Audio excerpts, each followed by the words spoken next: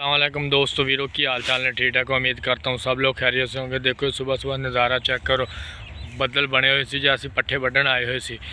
दोस्त कहने तू पट्ठा की वीडियो बनाना यार। देखो असी पट्ठे वढ़ते हैं, मेहनत करते हैं, जो भी काम करते असी करते तो मेहनत है ना यार। देखो लोग कह देंगे यार तू पट्ठा नहीं, जो देखो पट्ठा की वीडियो यार असी मेहनत करके अगे आवांगे यार। असी किसी का चुक के मशहूर नहीं होवांगे इंशाल्लाह। जिस दिन असी वायरल हो गए ना तुम लोग सेल्फी मांगते फिरोगे दोस्तों, क्योंकि वातु इज़्ज़ु मन तशा वातु ज़िल्लु मन तशा।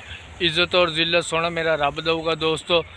किसी ने ना क्या करो यार तू आ चीज़ का काम ही करदा, मैं रंग का काम भी करदा, मैं कल पट्ठे ही नहीं बाड़दा भी पट्ठे ही बाड़दा।